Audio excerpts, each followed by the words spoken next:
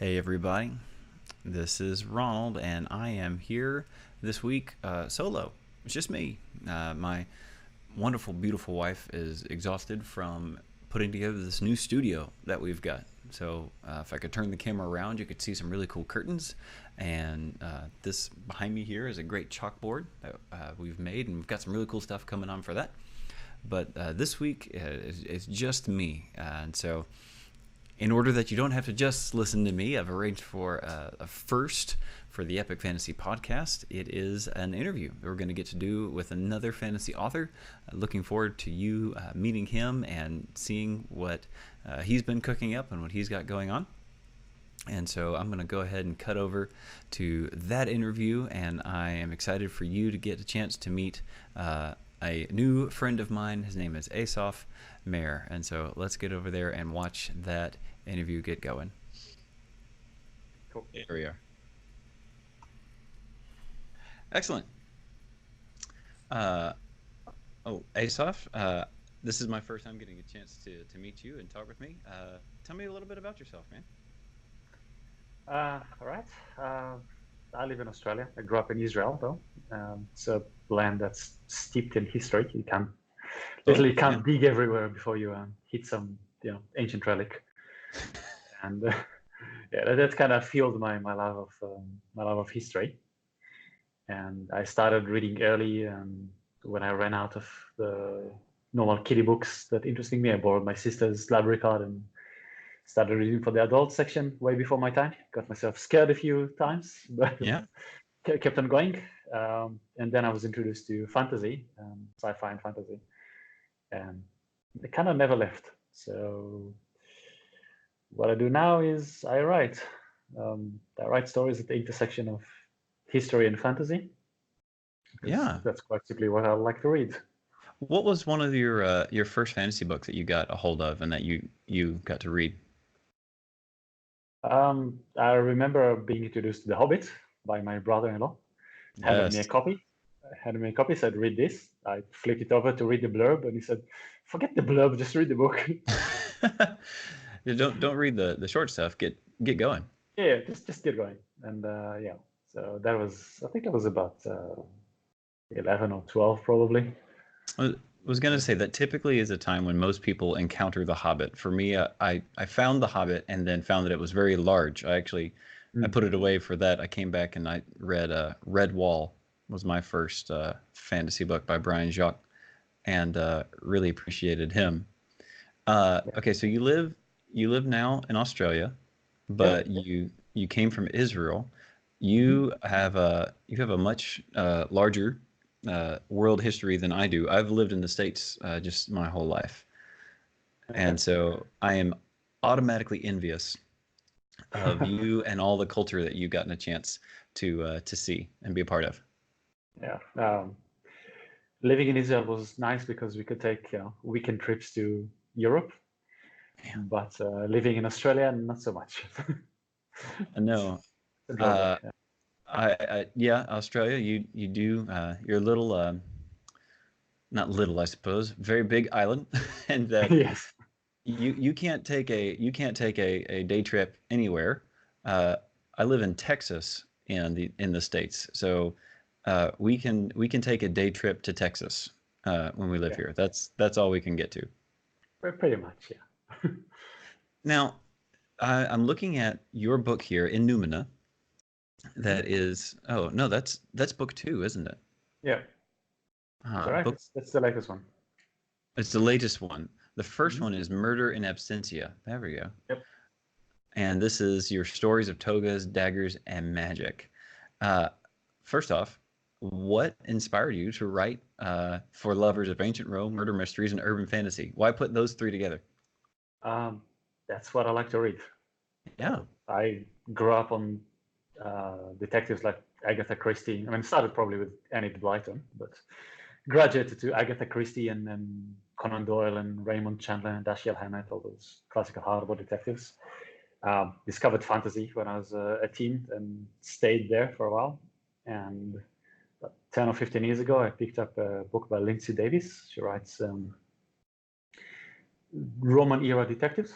So kind of classical hardball detective, but set in ancient Rome, and I love that. And read a lot more. There are a lot of other authors that do similar things, so I love that. And when it came down to write, so it's like, yeah, okay, those are the things I like to read. So I'll combine everything into one. Oh, fantastic! I love that. Um, yeah, that when I saw your books for the first time, I thought that was a very interesting mesh to put all together, and so really excited to get a better hold on that stuff and see what's going on. And I love your first line here: "A young man is found dead in his bed with a look of extreme agony on his face and strange tattoos all over his body." Uh, no, I love it. That's a tagline that I would definitely be interested in. So Yeah, here, that's part of my guerrilla marketing, was going to tattoo parlors around Sydney and leaving them bookmarks. Thinking, hey, people here love tattoo. A lot of people love tattoo, loves fantasy. Let's see if that works. put them together and leave the bookmarks everywhere. I've oft our local coffee shop, Starbucks, has a just different places where you can leave community announcements, and I've often thought, I wonder if I could just like put a poster up there, how long it would stay. Yeah, try it. Try it and see what happens. Okay, so Asa, I love I love getting to hear your putting your love of fantasy and your love of murder mysteries and kind of putting together into uh, the books that you write. I love hearing about the culture that you're doing. And so what I'm going to do is, normally I would do this podcast with my wife. She would be sitting here next to us, and I would quiz her on something, and then every now and then I would let her quiz me. She is a physical trainer. She does all this gym stuff, knows a ton about that I have just no absolute clue about. And she has no clue about fantasy. So what I wanted to do for our interview is I want to just ask you three quick questions, and I have a little quiz here that we are going to call, uh, let's see, the land down under versus the land down south. I Okay. was born and raised in Alabama in the United States. So it's a place that's kind of known for being rather redneck, which is a term we use just to describe someone who's very country in the States. And so I imagine that you might know a lot about Sydney, Australia. I'm going to ask you three questions about Sydney, Alabama. All right. Oh, you mean there's a Sydney, Alabama? Okay, yeah. I did not know that until today. It's actually in North Alabama, but when I Googled it, I did find out that there is in fact a Sydney, Alabama. All right. So Okay. question number one. What's the population of Sydney, Alabama? Is it A, 150, B, 1,500, or C, 15,000? Do you count the alligators or not? Funny, alligators aren't as prominent in North Alabama as they are in South Alabama. So we'll leave the alligators out of this one. I'll go with B. B, 1,500. All right. Great guess. It's actually 150. It's a township. So it's extremely small. Okay. Extremely small, just outside a larger city called Gunnersville. All right, well done. Question number two.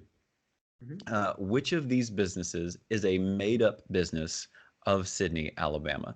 So is it Ferguson Fire and Fabrication, Highway 79 Beverages and Spirits, or Hank's Hog Stop? Um, I will go with the highway. That does not sound normal. Highway 79 Beverages and Spirits. That is a Yeah. real business in Okay. Sydney, Alabama. So is Ferguson's Fire and Fabrication. Uh, Okay. the made up one is Hank's Hog Stop, which, funny enough, goes That one, into though, not the one I would have picked. Yeah. right, which goes into our final question. Which of these bodies of water is really in Sydney, Alabama? Is it A, Hog Creek, B, Little Hog Creek, or C, Berry Branch? Uh, let's go with Hog Creek. Hog Creek. Okay, correct. All right. Hog Creek is Oh yeah, a come on. real body of water in Sydney, Alabama. Funny enough, Little Hog Creek and Berry Branch are just 20 miles outside of Sydney, Alabama. Didn't have to go very far outside of that to find those ones. Here's what I find interesting about just goofing around and making cultures and things like that. You're taking some different cultures like of Rome and even putting into a bit of your writing, I'm sure, your culture in Australia and Israel. We can laugh and make fun of cultures in Alabama, and especially me because I'm from there. I can poke fun at my own heritage. Um, I love reading fantasy books that have culture, either that are borrowing from other ones or Mhm. that are cultures that are brand new and making up new cultures and letting me um, see them. I think, like you were talking about The Hobbit, uh, J.R.R. Tolkien did great when he was making cultures of the dwarves and cultures of the Yeah. elves and coming up with this. Has there been a culture in a book that you have read recently that you were like, this is neat? And it doesn't have to be, it can be one that's made up or one that's kind of close to home, but is there a culture in a book that you've read recently and you're like, okay, this is cool. I like this. Right. One of my favorite fantasy series is by P.C. Hodgel called Ken Sirath Chronicles. Okay. First novel is called God's Talk, Oh. and it's pretty interesting. Again, the way that she constructs the culture, it's um, it's fantasy based. It's one race that sort of migrates from world to world, and they're not natives to the world that they're currently in. Hmm. And and there's a lot of clashes between their history and the local history, and everything. So it's quite interesting. No, I like that. I just recently, and I don't read as much as I ought to for being an author, but I just recently made it through Brandon Sanderson's A Way of Kings, Mhm. and his culture that he that couple of he that he's doing in there. A lot of cultures tend to be kind of borrowed from European cultures, medieval, and they just kind of like take the castles and the horses and put them in a world that's made up, right? Yeah, yeah. Uh, Your fantasy standard full oh medieval. yeah. Oh, Yeah, completely normal, right? This is what yeah, we're used to. Sanderson made this kind of started with, well, what if it only rained, uh, on storms that were so violent, normal plant life couldn't survive, and all this stuff, and what fauna would grow and animals would grow, and how would people farm. I thought it was really interesting a way to do yeah. it, and as a reader, I caught that and thought, okay, well, this is what's pulling me in. And then as an author, I was beginning to think, okay, am I only borrowing from European ones for my own self? I know I am, and so thinking about how I could, perhaps in my next project, add in cultures, maybe real or imagined, and see how that might help readers who read my stuff and go, okay, this is something new, not just what I've read before. Which again is why I was fascinated by your books, because it seems like you are drawing on something new, some interesting culture mixes that I find really neat. Yeah, there's a lot of fantasy that done in Ancient Rome. Lots of historical fiction, proper one, not so much fantasy. So um, part of my choice to combine the two. Yeah. So real quick, a couple. I email this to my readers and let them know what they can be reading about. But if you were to talk to my readers, give us just like a quick reason of why they ought to read Murder in Absentia. All right. Well, pretty much like the tagline says, it's uh, lovers of urban fantasy, murder mysteries, and ancient Rome. And if you like any two out of three, you'll probably enjoy it. Yeah. All right. Well, thank you, Asaph. Thank you so much for letting me interview you and talk to you. And man, I'm like I said, very much interested in your book, and hopefully I'll get a hold of it, and I'll let my wife look at it. As my readers know, she typically will judge a book by its cover and maybe or maybe not read it. She reads a eclectic variety of things, fantasy not being one of them most of the time. So she just puts up with me. Asaph, thank you so much for letting me interview you and for My telling my pleasure. readers a little bit about yourself. Thanks for having me. All right. Thank you so much for joining me for that fun uh, interview that I got to do with Asaph. And hey, hopefully I'll hear more from you, my readers, and we'll definitely enjoy being with you. And maybe even next time in our brand new studio, my wife will be here, and as always, thank you so much for listening. I hope you enjoy the books, and as always, enjoy the journey.